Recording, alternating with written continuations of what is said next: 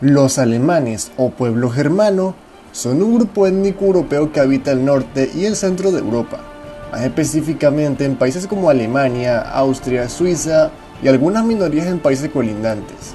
Este pueblo, a lo largo de la historia europea, ha sufrido el azote de múltiples guerras, que hicieron caer sus calidades de vida y que en muchas ocasiones los llevaron a buscar una mejor vida y nuevas oportunidades fuera de sus madres patrias alemanas, creando la conocida diáspora alemana y estableciéndose a lo largo de Norteamérica, Oceanía, el sur de África y por supuesto Sudamérica.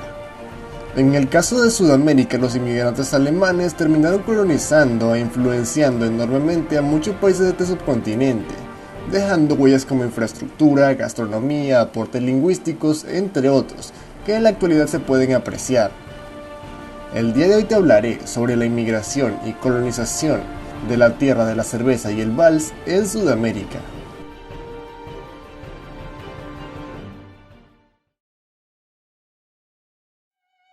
Brasil desde el inicio de su existencia fue un gran receptor de muchos inmigrantes europeos. Con respecto a los alemanes, los primeros inmigrantes fueron mercenarios que participaron en la Guerra de la Independencia, la Guerra Cisplatina y algunas otras revueltas internas.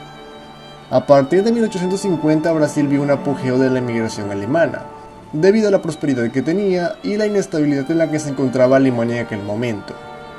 Los alemanes se asentaron principalmente en el sur de Brasil, en los estados de Río Grande do Sul, Santa Catarina y Paraná, fundando cientos de colonias y dedicándose principalmente a la agricultura, aportando enormemente a la economía y la cultura de Brasil.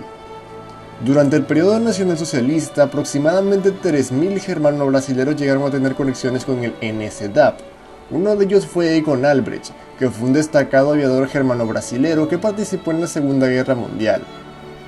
Hoy en día podemos ver ciudades o poblados como Joinville o Blue Mo, donde gran parte de la población son descendientes de alemanes y puedes encontrar una clara influencia cultural alemana. También existe un idioma llamado el riograndenser Hunsrückisch, que es un dialecto derivado del alemán que se habla en el sur de Brasil. Se estima que entre 1824 y 1969, aproximadamente 250.000 inmigrantes alemanes llegaron a Brasil, y aproximadamente 12 millones de brasileños tienen ascendencia alemana actualmente. Con respecto a Argentina, al principio no recibió muchos inmigrantes alemanes, debido a que este país no era de interés para los inmigrantes europeos en general. Sin embargo, a partir de 1870, este país vivió un periodo de estabilidad y prosperidad, además de un apogeo de la producción agrícola, lo que hizo que muchos inmigrantes europeos pusieran los ojos sobre Argentina, y los alemanes no fueron una excepción. Estos se fueron principalmente a la Pampa Argentina y a la Patagonia Argentina, donde se dedicaron a la agricultura y a la ganadería y fundaron muchas colonias. Después de la Primera Guerra Mundial, la inmigración alemana en Argentina vio un interesante apogeo, ya que Brasil y Estados Unidos, los principales destinos de inmigración para los alemanes, habían impuesto restricciones a la inmigración. En esta ocasión los alemanes se asentaron más que nada en la capital de Buenos Aires, y durante el periodo nacionalsocialista, muchos germano-argentinos tuvieron relaciones con el NSDAP, como Walter Dyer, que fue un germano-argentino que estuvo en el gabinete de Adolf Hitler. Después de la Segunda Guerra, la Argentina se convirtió en un importante destino de huida para los criminales de guerra alemanes, debido a la facilidad y apoyo encubierto del gobierno argentino. Hoy en día podemos ver la ciudad de San Carlos de Bariloche, que posee una clara influencia cultural alemana.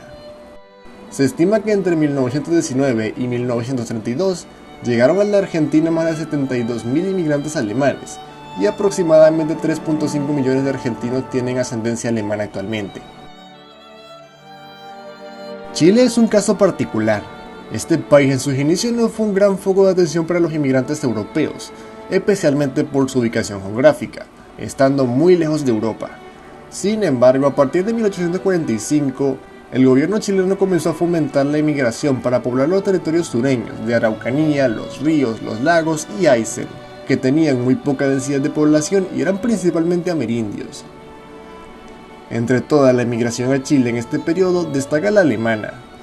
El programa de inmigración chileno comenzó a traer masivamente inmigrantes alemanes y a asentarlos en los territorios sureños. Estos inmigrantes empezaron a fundar poblados, haciendas, granjas y a expandir la actividad económica en estas regiones. Después de la Guerra del Pacífico, la inmigración alemana empezó a orientarse más al ámbito militar. En este periodo llegaron a Chile, bajo instrucciones del gobierno chileno, oficiales alemanes como Emil Körner, que tenía como objetivo introducir reformas y darle una instrucción militar alemana al ejército chileno. En Chile se llegó a organizar un movimiento nacionalsocialista, e incluso algunos germanos chilenos llegaron a tener relaciones directamente con el NSDAP, entre ellos Peter Hansen, que fue un germano chileno que llegó a ser oficial del ejército alemán. Se estima que entre 1850 y 1930 llegaron a Chile cerca de 30.000 inmigrantes alemanes, y aproximadamente medio millón de chilenos tienen ascendencia alemana actualmente. Y finalmente tenemos el caso de Venezuela, que es muy interesante. Incluso antes de su existencia como país independiente, Venezuela por unos años fue colonizada por una familia de banqueros alemanes, allá por el siglo XVI. En este periodo llegaron los primeros inmigrantes alemanes a Venezuela, aunque no les fue muy bien por lo poco adaptados que estaban al clima. Ya muchos años después, cuando este país obtuvo su independencia, el gobierno venezolano concluyó que Venezuela necesitaba inmigración europea, y por ello crearon programas para trasladar a alemanes católicos del sur de Alemania y asentarlos en las montañas del norte de Venezuela, en donde posteriormente fundaron algunas colonias. Sin embargo, por la inestabilidad venezolana en aquel momento, este programa no pudo mantenerse.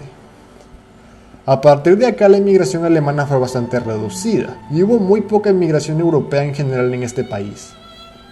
Poco antes, durante y después de la Segunda Guerra Mundial, Venezuela vivió un apogeo de la inmigración alemana.